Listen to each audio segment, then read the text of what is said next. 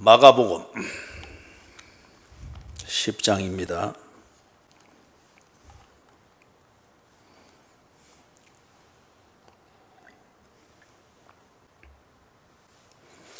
마가복음 10장 35절에서부터 45절까지 제가 한 절 읽고 여러분 한 절 읽고 이렇게 교독해서 끝까지 갑니다. 세베대의 아들 야고보와 요한이 주께 나와 여짜오되 선생님이여 무엇이든지 우리가 구하는 바를 우리에게 하여 주시기를 원하옵나이다. 여짜오되 주의 영광 중에서 우리를 하나는 주의 우편에 하나는 좌편에 앉게 하여 주옵소서.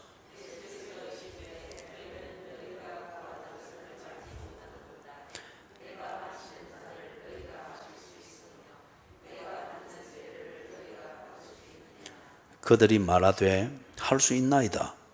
예수께서 이르시되 너희는 내가 마시는 잔을 마시며 내가 받는 세례를 받으려니와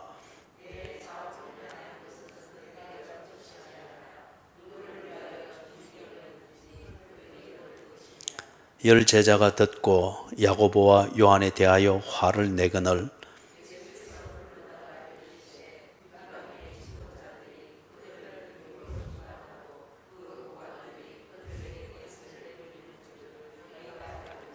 너희 중에는 그렇지 않을지니 너희 중에 누구든지 크고자 하는 자는 너희를 섬기는 자가 되고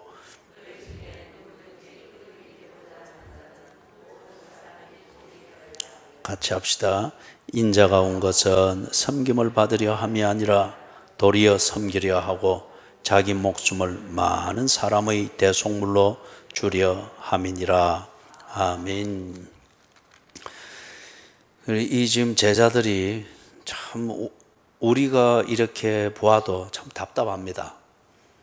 그런데 우리가 이 또 성경 속으로 들어가면은 우리가 바로 이런 사람들이 되겠죠. 그래서 이게 밖에서 나와서 들려주시는 이 하나님의 말씀을 듣는 입장에서 이래 보니까 참 제자들이 답답합니다. 그죠?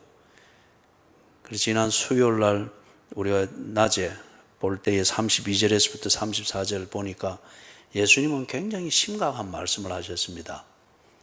내가 고난을 받고 죽을 것이다. 그리고 기상천외한 말씀을 또 이어갔죠. 3일 만에 내가 다시 살아날 것이다.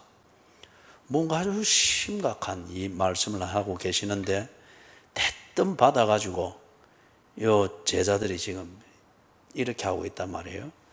이런 행태는 저기 앞에서 9장 33절에서부터 37절에 거기 보면은 이런 행태가 또 나오잖아요. 그죠? 예수님께서 그때도 자기가 죽임을 당할 것이다. 그리고 부활할 것이다 하는 것을 이야기했는데 그걸 이야기를 하면서 가는 행로에서 이 제자들은 귀로는 듣는 것 같은데 관심은 전혀 다른 데 있었죠. 그래서 저희끼리 싸우지 않습니까? 말다툼 싸우지 않습니까? 그죠? 누가 크냐? 네가 제일 공훈이 많나? 내가 제일 많나? 이런 식으로 그것 때문에 예수님께서 또 어린 아이 한 명을 이랬다 보여주면서 가르쳤지 않습니까?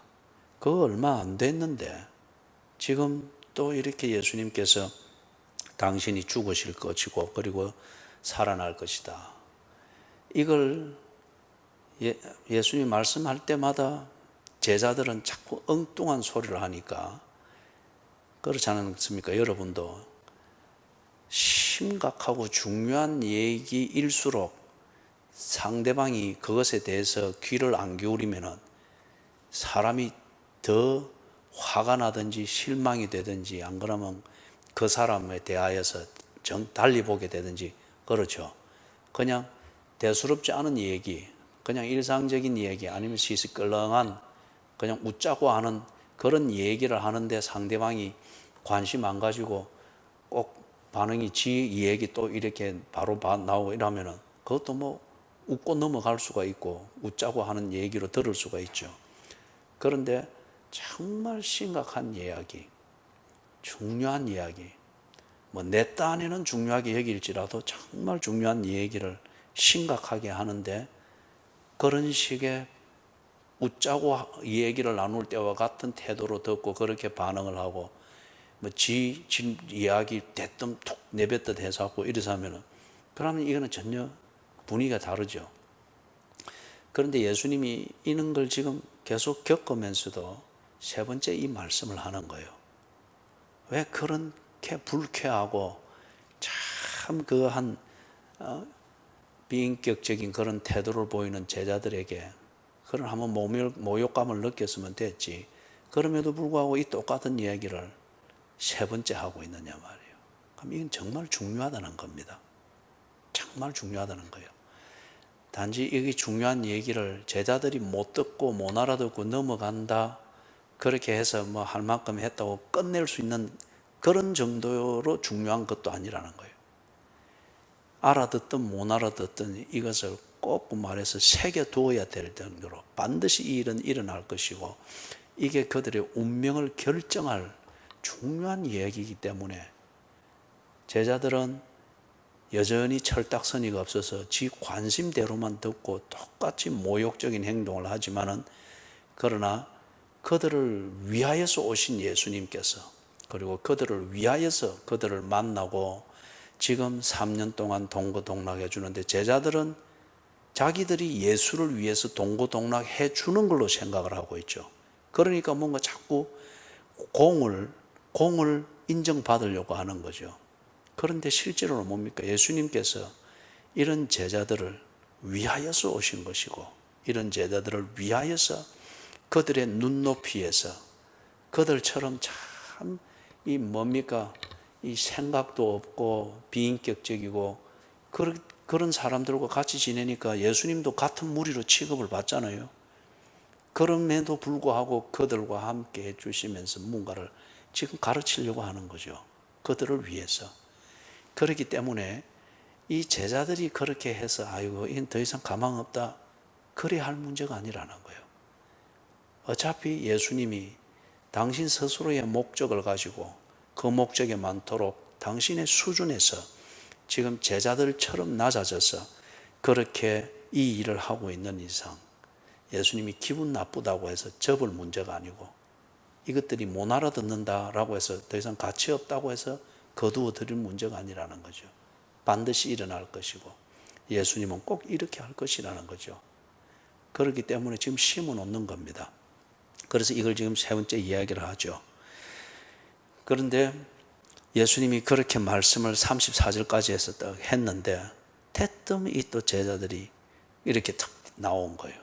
여전히 농공 행상 어떤 그러한 면에서 내가 더 많이 공을 세웠고 적어도 내가 이만큼 예수를 위해서 해 주었으면 뭔가 돌아오는 게 있어야 되는데 혹 예수님이 잘못 판단해 가지고 내가 한 것을 베드로가 한 줄 알고 베드로에게 그렇게 내게 와야 될 공을 그쪽으로 돌릴 이런 일은 없을까? 뭐 그런 계산들이 있겠죠. 그래서 지금 여기서 지 딴에는 심각하게 지 얘기를 위해서 예수님께 지금 이야기를 하는데 세베대의 아들들 야고보와 요한이라고 합니다. 세베대의 아들 야고보와 요한. 근데 여러분 마태복음에 보면은 이 얘기를 애초에 누가 예수님께 합니까? 바로 이 엄마가 예수님께 찾아가서 그래 했죠. 그죠? 그렇기 때문에 예수님 때에도, 예수님 바로 곁에서도 치맛바람이 있었어요. 그죠?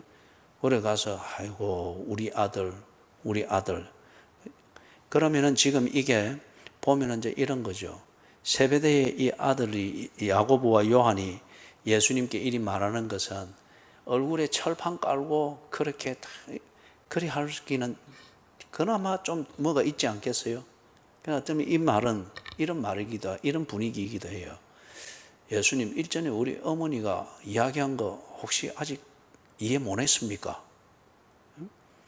우리 어머니가 좀 무슨 말씀을 했을 텐데 그거 뭐 좀 아직 뭐 예수님 감이 안 잡힙니까? 어떤 그런 식의 접근이겠죠. 그죠?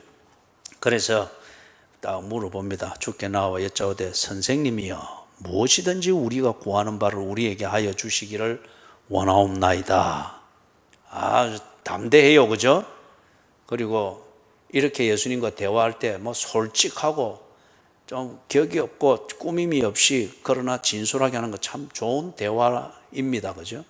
그런데 이게 격에 맞아야 되는 거죠. 지금 여러분이 볼 때에 무엇이 지금 근본적으로 문제입니까? 이 야고보와 요한이 예수님께 하는 이 말에서 무엇이 근본적으로 문제입니까?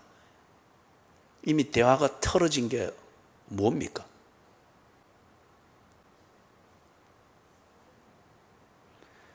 예, 이거는 예의가 없고 또는 말주변이 없고 뭐 그 구하는 내용이 뭐 잘못됐고 이 기도할 줄 모른다. 이것 이전에 지금 누구와 대화를 하고 있는지 상대방을 전혀 잘못 알고 있습니다. 상대방을 전혀 잘못 알고 있단 말이에요. 선생님이요. 이거는 랍비여 하는 말입니다. 유대인들이 자기들이 신앙생활에 있어서 신뢰할 수 있고 그 다음에 참 믿을 수 있는 그런 조언을 구하고 때로는 도움을 구하고 그럴 때에 그가 누군가 랍비라는 이 신분을 가진 사람들입니다. 그렇기 때문에 어떤 면에서 선생님이여, 즉 랍비여 하는 것은 상대방을 그 나름대로는 상당히 높여주고 존중하고 인정하는 거예요. 그러나 랍비가 나보다는 성경을 많이 알고 나보다는 눈으로 보기에 더 경건하고 뭐 이렇게 보일지 모르지만 그도 어디까지나 인간입니다. 인간이 해주면 얼마만큼 해줄 수 있겠어요? 그런데 예수님을 존경할 만하나 인간으로 단정하고 있으면서 그렇게 단정을 하고 있는 예수께 가서 구하는 게 맞지 않잖아요. 그냥 예수님께 한 수 배우겠습니다. 이런 것 같으면 예수를 선생으로 알고 가서 말하는 게 논리상 어울릴 수 있습니다. 그런데 예수를 랍비로 알고 랍비로 고백을 하면서 예수께 가서 구하는 것은 뭡니까? 무엇이든지 우리가 구하는 바를, 이거는 신이 해줄 수 있는 일입니다. 하나님이 해줄 수 있는 일이죠. 그죠? 부모도 자식을 위해서 못할 게 뭐가 있겠어요? 그러나 능력에 있어서 해줄 수 없는 게 있죠. 그죠? 부모가 신이 아니기 때문에 그렇습니다. 그런데 지금 이 야고보와 요한이 예수께 가서 구하는데 예수를 알고 인정하기는 아주 랍비 중에서 최고의 랍비로 여길 정도로 존경을 하고 하지만은 예수를 존경할 만한 인간으로 인정을 하고 있습니다. 그런데 그들이 구하는 내용은 하나님이 아니면 해줄 수 없는 그 범위를 지금 이야기를 하고 있는 거예요. 우리가 구하는 무엇이든지 우리가 구하는 바를 우리에게 하여 주시기를 원하나이다. 그때 예수님께서 또 물어보면 너희에게 무엇을 하여 주기를 원하느냐? 이 말은 너희들이 원하는 것, 그게 하나님만이 해줄 수 있는 것이냐? 아니면 너희들이 원하는 것, 그거는 존경받는 한 선생으로도 해줄 수 있는 것이냐? 내용이 뭐냐? 하고 이제 그래 물어봅니다. 그러니까 37절에 여짜오되 주의 영광 중에서 우리를 하나는 주의 우편에 하나는 좌편에 앉게 하여 주옵소서.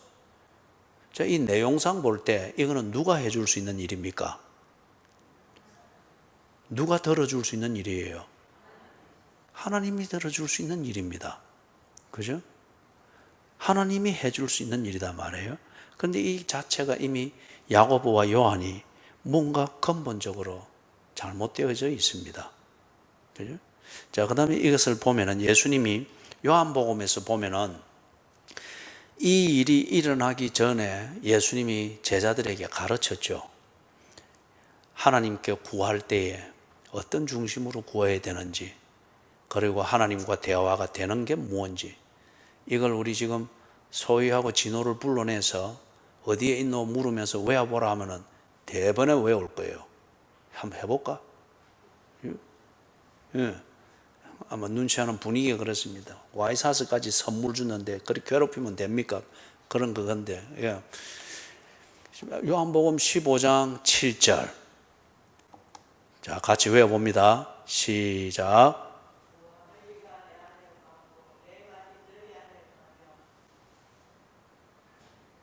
예, 오늘 날씨가 안 좋아서 거기서 이렇게 끝나는 겁니다. 너희가 내 안에 거하고 내 말이 너희 안에 거하면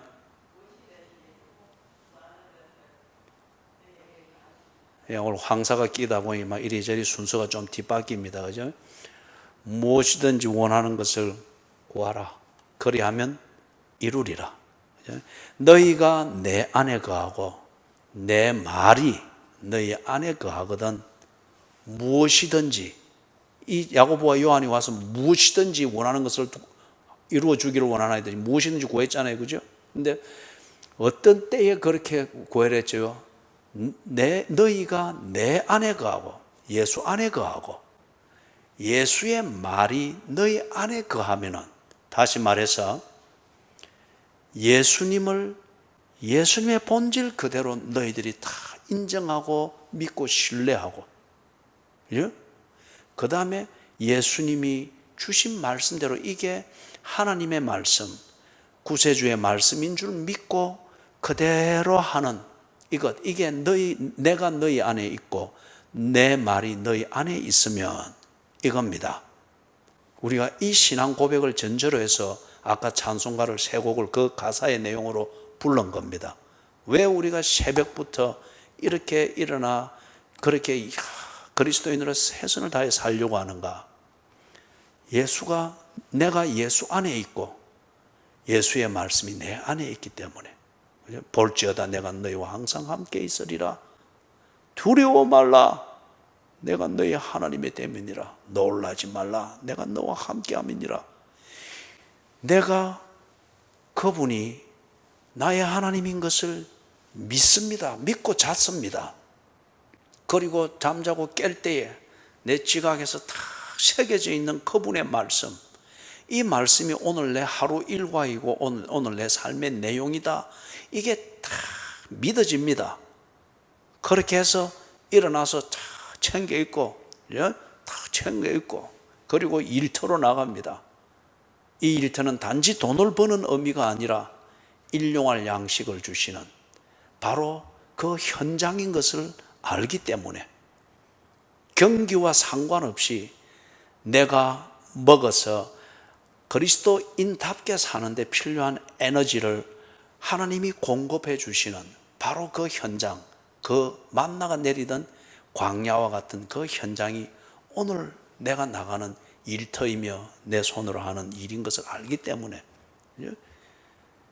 일찍이 일어나 들에 나가 일을 하고 그리고 정신없이 일을 하다가 지쳐서 쓰러지지 않도록 밤을 만들어 가지고 더 이상 보이지 않게 하고 더 이상 움직일 수 없도록 어둠으로 확 휩싸서 우리의 일에 대한 열정을 다 멈추고 돌아와서 쉬게 하는 거예요. 그죠? 이걸 알기 때문에 그래서 너희가 내 안에 있고 내 말이 너희 안에 있으면 무엇이든지 구해라. 그리하면 이루리라. 그죠? 그러면은 여러분 딱 생각을 해 보십시오. 야고보와 요한이 정말 지금 예수가 하나님이시다. 그걸 다 믿는 믿음. 이게 있고 그래서 예수님이 내게 뭐라 말씀했지? 그 말씀이 오늘 내 내비게이션이고 방향잡이고 길인데 그 말씀이 뭐지? 이게 다 그에게 있고 정리가 되어 있다면은 이따위 것을 구하겠습니까? 이런 걸 가지고서 고민하겠습니까? 아니에요. 너희가 내 안에 있고 내 말이 너희 안에 있으면은 그 사람은 분명히 예수님과 소통이 되는 것을 가지고서 대화할 겁니다. 예수님께 뭘 말해야 되는지를 분명히 알 겁니다. 예수님께 구해야 될 것, 이것에 대해서 민감하고 분명히 그것을 구하고 정리할 줄을 알 겁니다. 그죠? 그렇기 때문에 지금 이 세베대의 아들이 예수님에게 이렇게 구하는 것, 무엇이든지 구하면서 담대하게 나아가서 진솔하게 얘기하는 분위기는 좋지만은, 그러나 근본적으로 그들은 지금 예수를 믿지 않고 있습니다. 신뢰하고는 있으나 예수가 하나님인 것은 모르기도 하거니와 믿지 않고 있습니다. 그렇기 때문에 그들의 삶에서 많은 부분에 예수의 말이 그들 안에 있기는 하지만은, 그러나 전적으로 그들의 삶과 생각과 관심을 지배하는 것은 예수의 말이 아니죠. 그죠? 자신들의 계산이 있고 생각이 있고 원하는 것이 있고, 그리고 세상 경기 돌아가는 데서 주어지는 이래야 이 어려울 때에 어떻게 한다, 그 말이 그들 안에 있습니다. 그래서 이걸 챙기기 위해서 예수의 말을 때로 붙들고 도구로 쓰고 그런 정도죠. 그죠? 그래서 이걸 다른 사람이 볼 때는 상당히 이 야고보와 요한이 예수의 사람인 것처럼 보일만 하죠. 기도를 잘하는 것 같고 기도 많이 하는 것 같죠. 그죠? 그런데 전혀 지금 이 대화, 이것은 지금 초점을 벗어나고 있습니다. 38절에 예수께서 이르시되 너희는 너희가 구하는 것을 알지 못하는도다. 당연히 그렇죠. 예수가 하나님인 것을 모르고 거기에 대하여 믿지도 않기 때문에 무엇을 구해야 되는지 모르죠. 그죠? 자신들의 욕심에 필요한 것은 구했습니다마는 예수님과 대화를 나누는, 이걸 위해서 해결을 할 수 있는 것, 그게 뭔지를 알고 구하는 것은 아닙니다. 그렇기 때문에 앞에서 37절에서 말하는 것도 이 기도로 치는 것 같으면 기도를 들을 때에 참 분위기 있는 기도고 영적인 분위기가 물씬물씬 나는 내용인 것 같으나, 그러나 이 내용으로 예수께 구하는 동기가 뭐예요? 자기들의 공을 인정해 달라는 거잖아요. 그죠? 자기들이 주를 위해서 한 것, 그것을 인정을 해서 보상을 받게 해달라는 그거잖아요. 예? 이게 뭐 종교에서 흔히 종교를 수단으로 삼는 그 중요한 이유인 기복, 내가 원하는 것을 이루는 어떤 그런 것을 구하기 위해서 종교를 찾고 종교를 비비고 있는 그런 것과 같은 거예요. 표현은 굉장히 성경적으로 들리고 영적으로 들리고 하나님만이 해줄 수 있는 일로 다 들려서 신앙이 좋은 것 같습니다. 그런데 그걸 구하는 의도가 뭐냐 이거죠. 자기의 공을 인정해 달라는 것이고, 그 다음에 야고보와 요한이 딱 그리고 있는 보좌 우편에 앉고 좌편에 앉는 것은 요한계시록에서 우리에게 가르쳐주고 또 예수님께서 요한복음 14장에서 가르쳐주던 것, 그죠? 처소가 마련되면은 데리고 가고, 그 다음에 요한계시록에서 보면은 그걸 비유로서 설명을 하는 그 환상을 설명하는 게 있죠. 멸류관 벗어서 보좌에 앉으신 어린 양에게 바치고 천군 천사와 노래하고, 그 하나님 나라의 실제에 들어가서 하나님과 믿음으로 만나던 그 하나님을 실제가 되고 증거가 된 그 상태에서 그 교제를 누리게 되는, 이것하고는 상관없는 표현이에요. 그죠? 표현 자체는 보면 꼭 그런 것처럼 듣는 사람은 그렇게 느낄 수 있을지 모르지만은, 그러나 야고보와 요한이 보좌 우편에 앉고 좌편에 앉는 것은 그렇게 깨닫고 있는 상태가 아니고 그냥 많은 공을 세웠고, 그리고 예수님이 좋아하는 사람이 있으면은 높여주는 그러한 어떤 결과물로서 생각을 하는 거예요. 그래서 예수님께서 너희는 너희가 구하는 것을 알지 못하는도다. 자, 그런 뒤에 그 중간에서부터 보니까 내가 마시는 잔을 너희가 마실 수 있으며 내가 받는 세례를 너희가 받을 수 있느냐? 그러니까 이 사람들이, 이 둘이가 그게 뭔지도 모르고 그들이 말하되 할 수 있나이다. 지금 예수님이 말씀하시는 건 너희가 내가 마시는 잔을 마시고 내가 받는 세례를 너희가 받을 수 있느냐? 이 부분에 대해서 야고보와 요한은 거기에 대해서 여전히 좀 더 열심을 내고 남이 하지 못하는 헌신을 하고 좀 더 많은 봉사를 하고 그리고 예수님과 다른 사람보다 더 깊은 단계까지 의리를 지키면서 고생이면 고생 이걸 같이 하는 그런 정도로 그런 것으로 생각을 하는 거예요. 할 수 있나이다. 여러분 뭐 열심히 그거야 한 번 더 뭐 이 딱 깨물고 한 번 더 뭐 참고 그래 하면 할 수 있는 거잖아요. 그죠? 한 번 더 조금 더 참고 마음 해보자. 그래서 큰 공을 인정받을 수 있다면은 투자할 만하잖아요. 그래서 뭐 좀 더 견디고 뭐 그래 할 수 있잖아요. 그죠? 이 야고보와 요한이 그런 어떤 입장에서 쉽게 말하는 거예요. 그들이 말하되 할 수 있나이다. 그 뒤에 예수께서 이르시되 너희는 내가 마시는 잔을 마시면 내가 받는 세례를 받으려니와. 좀 지금 대화의 흐름이 양쪽 평행선을 걷는 것 같죠. 그죠? 꼭 요한복음 4장에서 수가성 여인과 대화를 나누듯이 그죠? 이렇게 그래서 지금 초점이 안 맞습니다. 그런데 지금 예수님이 이렇게 질문을 하면 이 두 사람은 자기 입장에서 자신의 이해를 따라서 대답을 만들어 이렇게 가는 거예요. 그래서 겉으로 보면 대화가 잘 되는 것 같으나 지금 예수님께서 대화를 만들어 가고 있습니다. 그들이 깨달아야 할 바를 전달해 주기 위하여서. 지금 여기서 이게 말하는 게 뭔가 하면은 내가 마시는 잔을 마시면 내가 받는 세례를 너희가 받을 수 있느냐. 지금 예수께서 마실 잔과 받는 세례가 뭡니까? 그걸 앞에 32절, 33절, 34절에서 말씀을 했잖아요. 잡혀가서 죽을 것이고 그리고 3일 뒤에 다시 살아날 것이다. 십자가의 죽음을 예고했습니다.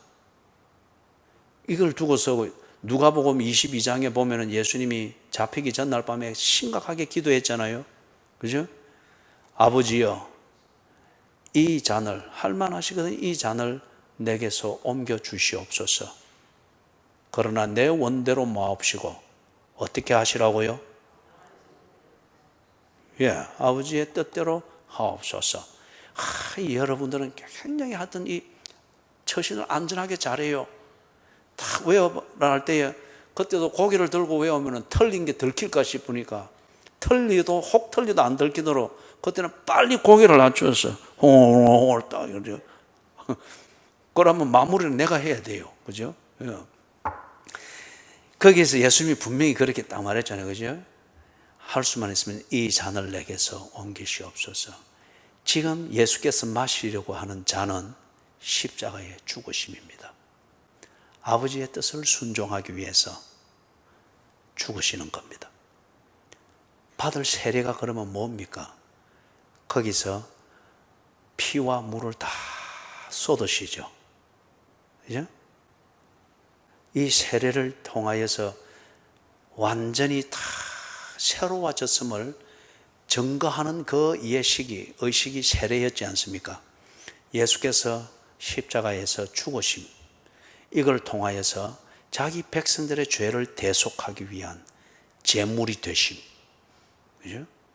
그래서 개인적으로는 예수께서 자기 백성을 구원하기 위하여 제물이 되는 이 일을 거기서 완성하시고 꼭 세례받고 올라오듯이 완성하시고 그리고 자기 백성은 예수님이 십자가에서 죽으시는 이 희생제물로 죽으시는 이것을 통하여서 그들은 죄로부터 깨끗함을 받는 거예요. 예수께서 받을 세례입니다. 그래서 이걸 너희들이 받을 수 있느냐 그래 했는데 이 야고보와 요한은 엉뚱하게 좀 더 의리를 낼 수 있느냐, 네가 하룻밤 더 나와서 교회를 지키고 그런 봉사를 할 수 있겠느냐 그런 정도로 알고 제가 뭐 고생 좀 더 하죠 뭐 이런 정도인 거라. 그래서 예수님이 그 뒤에 그러죠. 내가 마시는 잔을 너희들이 마시고 내가 받는 세례를 너희들이 받을 것이다. 이거는 그들이 남보다 좀 더 하겠다는 이걸 할 수 있다 이 말이 아니고 예수께서 앞에서 말씀한 대로 예수님이 받는 그 잔과 받는 세례를 이들도 동참을 한다는 거예요. 그래서 지금은 이 야고보와 요한이 그게 뭔지도 모르고 엉뚱한 대답을 했는데 예수님께서는 이들이 그렇게 변화되어진 삶을 살 것을 여기서 그들이 못 알아들어도 심어 놓은 겁니다. 뒤에 야고보와 요한이 부활하신 예수를 만나고 그런 뒤에 거듭나지 않습니까? 그리고 거듭난 자기 자신의 상태를 요한복음 21장에서 그 예수님과 식사하고 이렇게 하면서 완전히 확인하게 되잖아요. 확신에 서게 되잖아요. 그런 뒤에 이들이 변화된 삶을 삽니다. 그래서 최초의 순교자가 이 야고보입니다. 우리가 사도행전 12장 할 때 하게 될 겁니다. 최초의 순교, 12제자 중에 최초의 순교자가 야고보입니다. 그죠? 그래서 예수께서 마시는 잔을 마셨습니다. 그리고 하나님의 뜻을 순종하는 이걸 위해서 예수께서 제물이 되는 세례를 받았던 이 야고보가 그렇게 순교의 제물이 되어서 예수께서 받는 세례를 그가 받습니다. 그 다음에 12제자 중에서 제일 마지막에 죽은 자가 바로 이 요한입니다. 그죠? 오래 살았기 때문에 이 사람은 행복했고 무사하게 살았네, 이게 아니죠. 그죠? 사는 게 죽느니만 못한 삶이 있죠. 그죠? 눈 뜨면 고생이고 눈 뜨면 고난이고 오늘 이 문제 풀고 잤는데 내일 더 큰 문제가 겹쳐서 다가오고 이럴 때에, 그죠? 꼭 사는 것이 문제 푸는 이것 하라고 사는 것처럼 되는 거잖아요. 요한이 참 핍박을 많이 받았습니다. 그리고 말년에는 그가 당하는 이게 야고보, 지 형제 야고보는 거기서 적결처형 당해서 죽는 순교였는데 요한은 아주 이제 늙어 있으니까 어떻게 한 거예요? 밤모섬으로 유배를 보낸 거예요. 유배를. 귀향. 우리 옛날 벌에는 귀향이 있어요. 그 뭡니까? 외딴 지역으로. 그래서 밤모섬에 유배를 시킨 거예요. 하여튼 고난과 핍박의 연속이었습니다. 그러면서 아주 오랫동안 살았는데 왜 그렇게 이 요한이 100세가 가까이 되도록 살았는가? 그거는 참 하나님의 섭리였어요. 예수 그리스도에 대한 이 사실에 대한 증거가 자꾸 신비주의들이 갖다 붙이고 열이 끝하고 막 일이 되니까 복음이 짧은 기간이지만은 한 3, 40년 기간이지만은 자꾸 이렇게 오도된단 말이에요. 일어났던 분명한 사건인데 거기에 대해서 그 제자들이 12제자는 아니지만 제자들과 그 초대교회 신실한 교인들이 요한에게 마지막 남아있는 제자에게 부탁을 한 거예요. 당신은 현장에서 모든 걸 본 사람이니까 앞에 사도들이 기록하고 증거한 이것이 사실이라고 하는 것을 알 수 있도록 좀 기록을 해 주십시오. 그래서 이분이 쓴 게 요한복음이에요. 그죠? 쓴 겁니다. 자기가 보고 목격하고 모든 그 증거를 앞에 자기의 동료들이 증거하고 증언하고 했던 이것을 다시금 한 40년 뒤에 확정하고 점검하는 그 의미에서 자기가 다시 쓴 거예요. 그리고 환상을 통해서 요한계시록을 보죠. 계시록의 내용을 다 밤모섬에서 보고 그걸 쓴 거잖아요. 하나님의 탁월한 섭리였죠. 고통의 연속 가운데에서 그래도 요한이 견디면서 초대교회를 세우는 데 있어서 중요한 역할을 이래 하는 가운데 마지막에 이 복음의 사실성과 역사성, 이게 오도되어진 채로 다른 데로 흘러가지 않도록 그 점에서 딱 말뚝을 박은 셈이죠. 그죠? 마지막 정인이자 그리고 이 오도되어지는 것을 막았던, 그래서 요한복음을 기록했던 이 위대한 일을 한 거예요. 그리고 죽습니다. 12제자 중에서 최초로 죽은, 순교로서 죽은 사람이 야고보고, 그리고 마지막에 이 모든 일을 확정하는 정언을 위해서 오랫동안 살고 마지막에 그 일을 딱 하고 유배된 상태에서 죽은 사람이 바로 여기 나오는 요한입니다. 그래서 예수님께서 이걸 그들에게 예고해 준 거예요. 내가 마시는 잔을 너희가 마실 것이고 내가 받는 세례를 너희가 받을 것이니라. 그런데 이 상황에서는 야고보와 요한이 그게 뭔지를 모릅니다. 단지 자기들이 우리가 좀 더 수고할게요 하는 이걸 예수님이 기쁘게 받으신 줄로 그렇게 알았겠죠. 그죠? 자, 이런 다음에 예수님이 40절에서 말씀을 하는데 같이 읽어봅니다. 내 좌우편에 앉는 것은 내가 줄 것이 아니라 누구를 위하여 준비되었든지 그들이 얻을 것이니라. 어쩌면은 이 야고보와 요한 그리고 마태복음에 나오는 이 두 아들의 어머니가 예수님께 와서 다 그렇게 치맛바람 일으키면서 이래 하는 것은 어쩌면은 예수님의 이 편애를 자극을 하는 것일 수도 있겠죠. 그죠? 그리고 자기 아들에 대해서 편애, 그리고 그 편애에 의해서 많은 좀 혜택을 줄 수 있는 것. 사실 그렇잖아요. 잠언서에서 나오는 것처럼 뇌물은 지혜자의 눈을 멀게 한다 하지 않습니까? 그죠? 뇌물을 받고 이렇게 했는데 그게 뭐 억지로 지우려고 해도 그게 기억이 될 수가 있겠죠. 그죠? 그리고 그에 대한 부담이 있으면 뭔가 부탁한 것에 대한 편리를 이렇게 봐줄 수 있겠죠. 그죠? 그런 것일 수가 있습니다. 뭐 사람 사는 사회에 그런 게 없을 수가 있겠습니까? 그리고 지도자 치고 편애와 편견에 대해서 완벽한 지도자가 없습니다. 완벽한 지도자가 없습니다. 그렇기 때문에 지도자는 더욱더 자기를 복종하는 이 경건의 시간이 정말 필요한 거죠. 그래서 여기 지금 내 좌우편에 앉는 것은 내가 줄 것이 아니니라. 그래서 이 야고보와 요한이 어머니가 했던 것의 연장성에 따라서 어쩌면은 이 자기들이 위대한 랍비로 알고 있는 이 선생님으로부터 특별한 이 사랑과 애정을 받고 싶고 하고 싶은 거예요. 그죠? 그래서 와서 우리를 좀 예쁘게 봐주십시오. 그래서 우편에 앉게 해주시고 좌편에 앉게 해주십시오. 편애를 건드립니다. 그리고 편견을 건드립니다. 그죠? 이게 좀 더 세밀해지면은 당을 짓고 막 이런 게 되겠죠. 그래서 예수님께 와서 지금 그걸 말하는 거예요. 내 좌우편에 앉는 것은 내가 줄 거예요.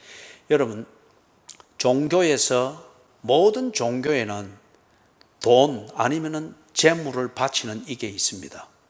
모든 종교에 이게 다 있습니다. 그죠? 근데 그게 실체가 있는가 없는가 이게 따라서 다르죠. 왜 종교들에서 그러한 재물과 기부와 뭐 어떤 이런 것들을 어떤 뭐 특정한 종교나 이런 데서는 기부를 해도 막 크게 하잖아요. 그죠? 그래야 저 엄청나게 맨날 광복동이면 부산의 중심가 중에 중심가였잖아요. 거기에 그 엄청난 땅을 그 노른자의 땅을 기부를 해가지고 그래서 거기에 그 종교에 어떤 사찰을 지어서 그 중심에서 이게 종교 분위기로 서울에도 지금 그게 그 무슨 절입니까? 늘 거기에 있고 그렇죠. 왜 그렇게 하죠? 그게 그 종교에서 믿는 그 신의 편애와 개인적 관심사와 눈길을 끌기 위하여서 그 미끼로서 재물이라고 하는 것을 더 특별하게 바치는 거예요. 그리고 그런 종교에서 어떤 하는 성직자들이 가서 그것을 이야기하고 건드릴 때에 특히 깊은 병이 들어있거나 집에 소위 말해서 계속 애군이 끼친 것 같거나 어떤 이럴 때에 그런 종교의 성직자들이 가서 그런 식으로 건드리면서 위협 겸 해결책으로 여겨질 수 있는 것을 제시를 하면서 뭔가 좀 큰 재물을 바쳐서 달래는 게 필요합니다. 이리 되면은 뭐 남는 게 재물이니까 턱 뭐 떼 바치는 거예요. 그죠? 이게 뭡니까? 편애. 그 신으로부터 편애와 특별한 대우와 어떤 이것을 받는 수단으로 여기니까 그렇게 하는 거죠. 그런데 기독교 안에서도 야고보와 요한이 그리 하듯이 기독교 안에서도 헌금을 하고 하는 이런 것을 그런 식으로 이해를 하고 있으면서 참 하자니 싫고 안 하자니 불안하고 그래 해서 이래. 참 그거는 불쌍한 교인들입니다. 그렇기 때문에 여러분이 헌금 그런 걸 안 하는 게 나아요.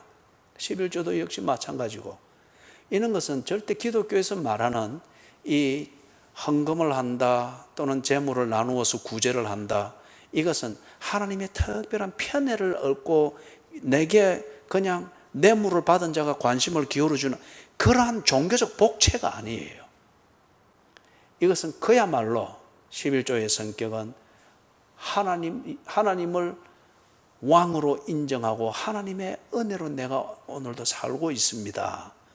이것을 시인하고 인정하는 정표로서 11조라는 아주 이게 10분의 1, 사실 이거 없어도 우리 충분히 살거든요.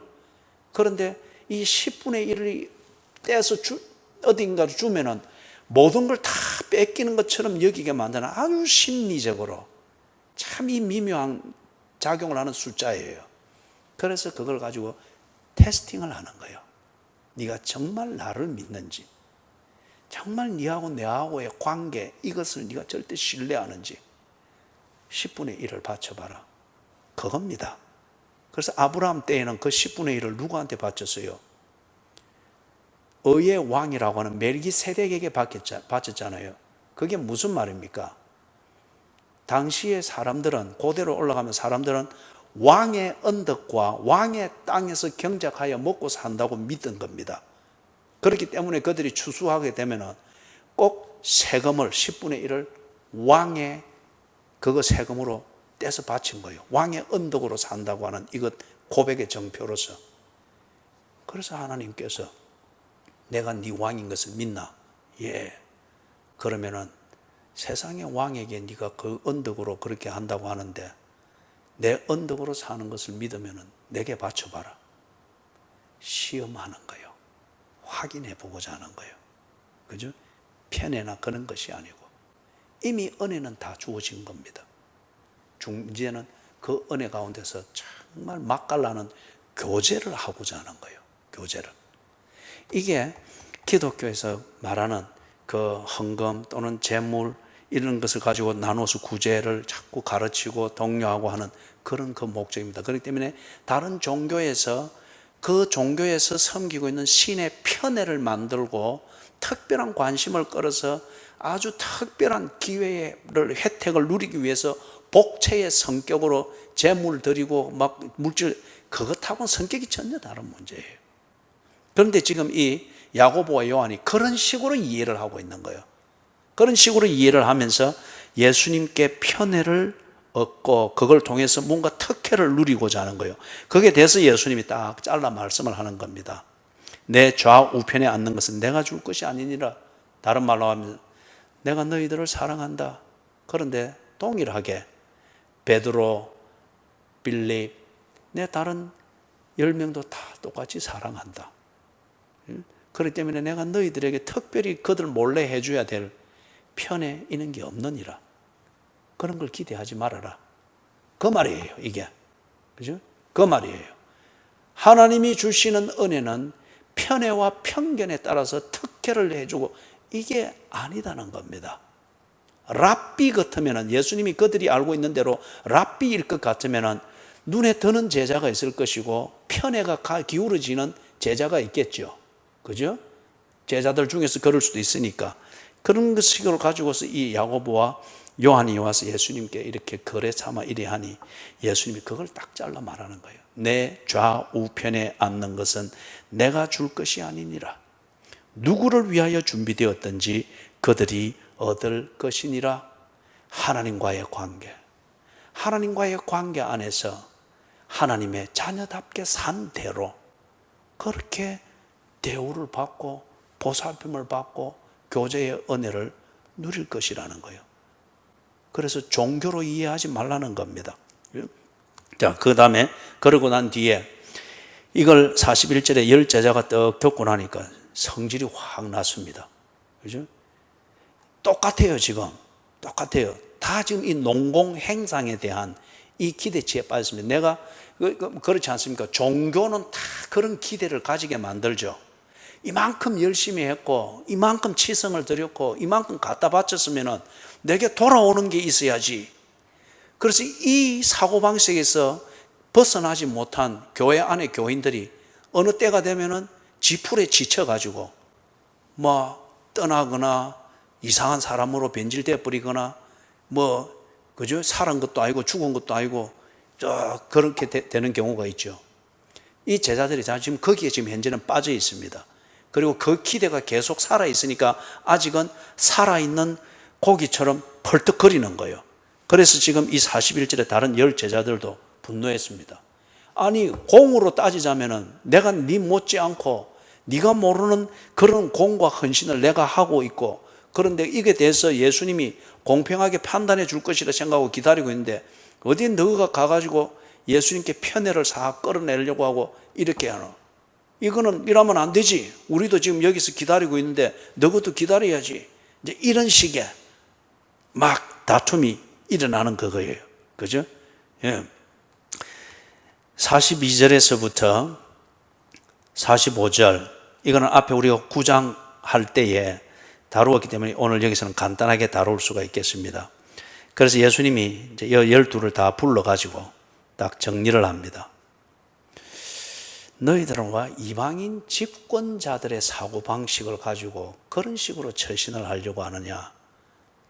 이방인 집권자들, 다시 말해서 예수를 모르는 그러한 사람들은 권력을 잡기 위하여서 지금 야고보와 요한이 하듯이, 그리고 다른 10제자가 하듯이 그런 식으로 권력을 잡기 위해서 공을 세우려고 하고 눈에 들려고 하고 그러잖아요. 그죠? 그리고 종교로 치는 것 같으면은 그들이 섬기는 신으로부터 편애와 특혜를 얻기 위해서 좀 더 많이 복채를 갖다 바치고 좀 더 고행을 하고 막 그러잖아요.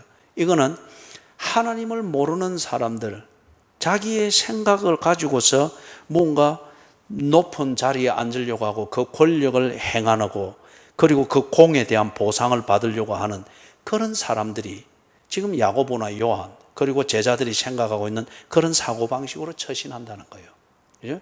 많이 수고했으면 많은 보상을 받게 되어지고, 거꾸로 말하면 많은 보상을 받기 위하여서는 그들이 더 많이 수고를 하고 노력을, 이거는 일종의 투자지 사랑의 교제는 아니라는 거죠. 이거는 이방인 집권자들이 하는 것이고, 성진이나 출세나 재산을 모으려고 할 때에 그 세속의 사람들이 하는 그러한, 그렇게 통하는 지혜라는 거예요. 그런데 43절에 너희 중에는 그렇지 않을지니, 다시 말해서 너희는 그러면 안 된다. 너희들은 지금 그런 이방인들과 같은 그런 관계에서 사는 사람들이 아니지 않느냐.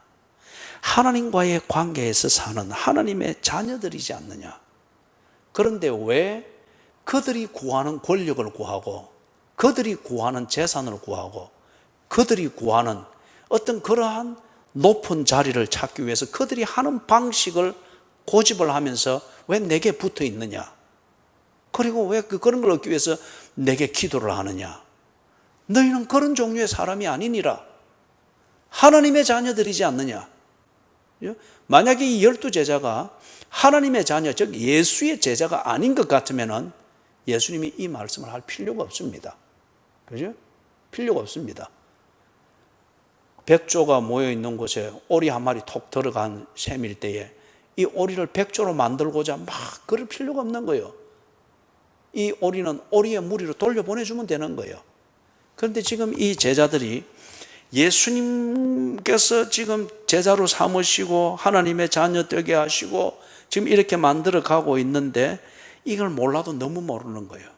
그래서 예수라고 하는 백조와 함께 있으면서 여전히 이 제자들, 오리와 같은 제자들은 오리의 그 본능대로 자꾸 처신을 하려고 하고 오리의 울음처럼 꽥꽥거리려고 하고 그런 것을 찾으려고 자꾸 하는 거예요. 그러니까 너희 중에는 그렇지 않을지니, 너희들은 다른 말로 종류가 다른 사람들이다. 왜 그런 식의 것을 구하고 그런 방식을 추구하느냐. 그러면서 43절, 44절 같이 읽어봅니다. 너희 중에는 그렇지 않을지니 너희 중에 누구든지 크고자 하는 자는 너희를 섬기는 자가 되고 너희 중에 누구든지 어뜸이 되고자 하는 자는 모든 사람의 종이 되어야 하리라. 앞에 9장에서는 예수님이 뭐라고 했습니까? 첫째가 되고자 하는 자는, 그죠? 그 다음에 모든 사람들을 섬기고 또 제일 끝이 되어서 사람들을 섬기는 것. 사실 섬기려고 하다 보면은 끝에까지 내려가야 섬길 수가 있죠. 그걸 예수님이 딱 본을 보였잖아요. 어떻게 본을 보였죠? 그렇죠. 발을 씻어주기 위해서는 어디까지 내려가야 됩니까? 발이 있는 데까지 내려가야 됩니다. 예수님이 발처럼 못나고 지저분하고 그런 신분이기 때문에 발이 있는 곳으로 간 게 아니고 발을 씻어주는 섬김을 하려고 하니 발이 있는 데까지 내려가기 위해서 무릎을 그 앞에 꿇었던 겁니다. 무슨 말인지 아시겠죠? 그죠? 그게 연장이 되면 십자가에서 죽으시는 겁니다. 죄를 지었기 때문에 죽었거나 힘이 없어서 죽은 것이 아니고 대속물이 되기 위해서는 그렇게 죄에 대해서 죽어야 하기 때문에 십자가에 달리신 거예요. 그렇기 때문에 지금 여기서 말하는 게 그 말입니다. 너희 중에 누구든지 크고자 하는 자는 너희를 섬기는 자가 되고 너희 중에 누구든지 어뜸이 되고자 하는 자는 모든 사람의 종이 되어야 하리라. 왜 이렇게 이 말씀을 했죠? 편에나 어떤 이런 것으로 낙하산으로 뜰짜가지고 우편에 앉고 좌편에 앉을 때에 권력은 누릴 수 있을지 모르지만은 진정한 존경심을 품은 교제, 진정한 사랑을 나누는 교제, 이것은 그런 사람은 누릴 수가 없죠. 그죠? 그가 가지고 있는 껍데기 권력 때문에 내가 어려움 당하지 않기 위해서 그냥 굴종적인 가식적인 그러한 인사는 해주고 하지만은 이미 속으로는 뭐예요? 더러운 사람, 그죠? 기회를 착취한 사람, 배제하잖아요, 그죠? 그러면은 그는 우편에 앉아 있을지는 모르지만은 이미 교제에 있어서는 뭡니까? 쓰레기 취급을 받는 거예요. 낙하산 없이는 살 수 없는 사람, 동정심 없이는 살 수 없는 사람, 남들이 이해해 주지 않으면 저기 있을 수 없는 사람, 이런 식으로 딱 속으로부터 이미 버림받은 거예요. 진정 높은 사람이 누구냐? 정말 첫째가 되어진 그런 존경을 받는 자가 누구냐? 정말 하나님 보좌 우편에 앉았을 때에 그 어린 양의 보좌에서 나는 빛에 가려지지 않고 그 빛으로 더욱 함께 영광을 받을 수 있는 우편에 앉을 만한 자가 누구냐? 그는 진심으로 마음으로부터 인정을 받고 존경을 받고 마음으로부터 교제가 되어질 수 있는 그런 사람이라는 거예요. 예? 사람으로부터도 그리하겠거니와 하나님이 그를 보기만 해도 스바냐서 3장 17절에 있는 말씀처럼 잠잠히 사랑하는 이 마음이 하나님으로부터 쭉쭉 우러나올 수 있는 사람, 누구에게 그런 마음이 생깁니까? 예? 어떤 사람에게 마음으로부터 존경이 생깁니까? 저는 그런 걸 못 받아가지고 늘 보기만 하면 교인들이 저를 탕탕 부숴버리려고 하고 육교로 보내버리려고 하고. 그런데 어떤 사람에게 여러분 그런 마음으로부터 존경이 생기고 그래서 물김치 담아주고 싶고 막 그러겠어요? 예? 지금 그걸 지금 예수님이 여기서 이야기를 하는 거예요. 정말 진심으로 네 마음에 있는 것을 가지고서 교제할 줄 알고 그의 삶의 어려움을 돌볼 줄 알고 그 다음에 교제에 필요한 말을 할 줄 알고 처신을 할 줄 알고 그리고 그 사람이 그 사람답게 딱 설 수 있고 처신할 수 있도록 소리 없이 그의 발을 씻겨주고 디딜 곳이 불안하면은 그가 디딜 수 있도록 네 등을 대어주고, 이게 섬김이라는 거예요. 그걸 위해서 예수님이 본을 보여줬지 않습니까? 섬김이 뭔지. 이럴 때에 그 진심을 모를 때는 섬김을 받는 사람이나 옆에서 보는 사람은 다 그 사람을 비참하게 봅니다. 저 없어서 저기에 빌어먹으려고 저런 식으로 하는구나, 아니면은 뭔가 자꾸 그렇게 오해를 하죠, 그죠? 그러나 오해받을 수 있어요. 그러나 그 진심은 누가 압니까? 첫째는 하나님이 아시고 그 다음에는 그 섬김을 받는 사람이 처음에는 그런 콩깍지를 씌우고 볼지 모르지만은 섬김 끝에 지 삶이 그렇게 개선되어지고 자기가 그리고 하나님과의 관계에서 자기 자신이 회복되어지는 이 결과물을 삶에서 보게 될 때에 진심으로 인정을 하게 되죠. 그럴 때에 적어도 이 은혜와 섬김을 받은 사람은 그 사람을 높이고 인정합니다. 만약에 하나님께서 그래서 투표를 한다고 하면은 시내가에 심은 교인들 중에 누구를 이 오른편에 앉혀야 되겠나? 그럴 때 막 할 거예요. 그죠? 그러면 투표로 한번 해보자. 무기명으로 투표를 해보자. 딱 써냈습니다. 누구를 쓰겠어요?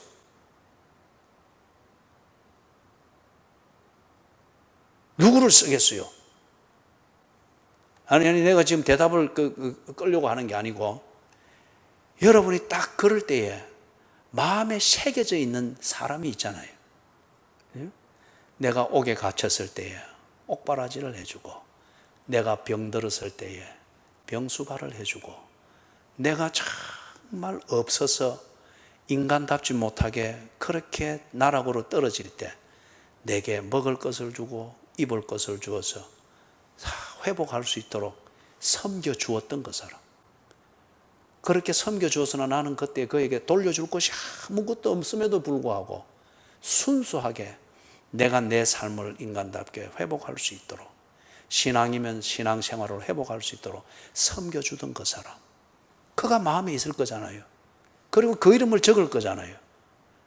우편에 누굴 앉히면 좋겠노? 그 이름 딱 적어가지고, 하나님 여기 있습니다, 이 사람 우편에 앉혀주십시오. 그죠? 그거예요. 그렇기 때문에 정말 크고자 하는 자는, 너희 중에는 그렇지 않은, 너희 중에 누구든지 크고자 하는 자는 너희를 섬기는 자가 되고, 너희 중에 누구든지 어땜이 되고자 하는 자는 모든 사람의 종이 되어야 하리라. 그래서 이걸 가식적으로 그런 것을 받기 위하여서 계산적으로 막 섬겨주는 척하고, 이거는 여러분 좀 몇 번 딱 겪어보면 대번에 알잖아요. 생색 내는 거고 계산해서 하는 거죠. 대번에 알잖아요. 그죠? 그럴 때는 또 이 교인들이 아주 또 영악해가지고, 그래서 받아 먹을 거는 다 받아 먹습니다. 그죠? 막 이거는 그 뭡니까? 뛰는 놈 위에 누가 있다고요? 그렇죠. 네 고래 하지, 고래. 다 받아 먹고. 그래서 하나님이 누구 보좌 우편에 앉으면 좋겠노?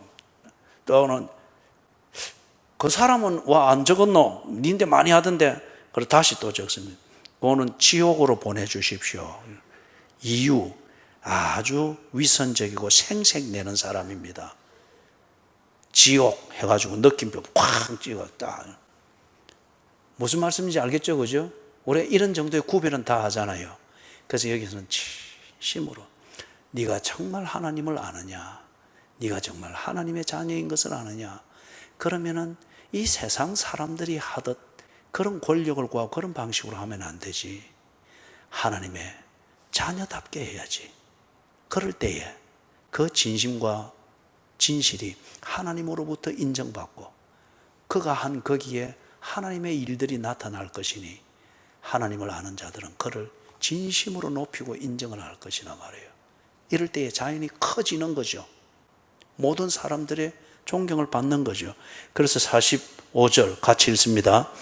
인자가 온 것은 섬김을 받으려 함이 아니라 도리어 섬기려 하고 자기 목숨을 많은 사람의 대속물로 주려 함이니라. 예수님이 이 본을 보인다는 거예요. 지금 예수님이 이 본을 보인다는 거예요. 예수님이 많은 헌금을 걷어내기 위하여서, 감동을 주기 위하여 이런 3년 정도 고생을 해주고, 이게 아니라는 거예요. 그죠? 정말 자기 백성들에게 필요한 일, 이게 없이는 구원받을 수가 없고 하나님의 자녀로 회복될 수 없는 그 문제를 예수님께서 해결해 주기 위해서 스스로 오시고, 그리고 아주 이 단무지 같은 이 갈릴리 사람들처럼 같이 무대기로 도매금으로 취급을 받을지라도 그들과 함께 있습니다. 그들이 알 수 있도록 지금 이 섬김을 한다는 거예요. 이게 섬김을 받으려 함이 아니고 도리어 섬기려 하고 자기 목숨을 많은 사람들의 대속물로 주려 함이니라. 그러니까 예수님이 이 섬김의 자리에서는 죄인 중에 한 명으로 헤아림을 받으면서 십자가에서 죽었으나, 이 섬김을 아는 자들이 예수를 그리스도, 만왕의 주, 나의 구세주, 나의 하나님으로 고백하며 높이며 예배하며 그분의 말씀을 내 마음에 두고 눈을 뜨고 그분의 말씀을 내 마음에 두고 희망 속에서 잠이 들지 않아요. 그죠? 그죠? 예수님께서 만약에 섬김을 받기 위해서 접신하듯이 신내림으로 와가지고, 그죠? 육교 위에서 막 불쭉불쭉 뛰게 하고, 그거 가서 또 잠잠하게 해놓으니까 또 저기 서동에서는 또 대나무 흔들어서 하면서, 이래 해서 예수님께서 그렇게 해서 사람들을 지금 귀신들 하듯이 그렇게 했다면 예수를 만왕의 왕으로 섬기겠어요? 아니에요. 겁은 내지만은 절대 예수를 존경하지 않을 겁니다. 지금 우리가 귀신들을 대하는 게 그렇잖아요. 그죠? 그런데 예수님께서 정말 우리를 섬기셨습니다. 그 결과물은 뭐예요? 내가 하나님의 자녀가 되어 있다는 거예요. 그리고 하나님의 자녀로서 살고 있다는 거예요. 그래서 기쁘죠? 힘들지만은 기쁘죠. 그죠? 그러니까 이 생명과 이 삶을 준, 그리고 이렇게 사는 삶에 나중에는 그 천국의 실제, 여기에서 우리의 영생을 다 확인해 되는 이 삶을 주신 것, 이걸 위하여서 참 단무지 같은 내를 찾아오셔서 단무지로 취급을 받는 그 불이익에도 불구하고 나와 함께 꾸준히 함께 하면서 하나님의 자녀로 딱 회복시키기 위하여 발을 씻듯 나를 섬겨주신 그분을 어찌 인정을 하지 않겠나 이거요. 그죠? 그렇기 때문에 예수님이 그런 분인 줄 알고 본을 받는다면 야고보, 요하나 이방인의 집권자들이 하듯, 이방인의 돈 버는기 위해서 재테크를 하듯 그런 식으로 와서 내게 무엇이든지 구하려고 하지 마라. 너희는 하나님의 자녀다. 내게 본바 그 본을 따르라. 마음으로부터 우러나는 교제를 받으며 하나님이 그 진실을 알아서 하나님이 잠잠히 사랑하게 되는 그런 사람이 돼야지. 지금 그걸 가르쳐 주는 거예요. 그죠? 감사하죠, 하나님이. 그죠? 그래, 이리 꼭 해야 아멘을 하요. 다시, 감사하지요. 아이고, 내 이 참. 찬송 우리 하고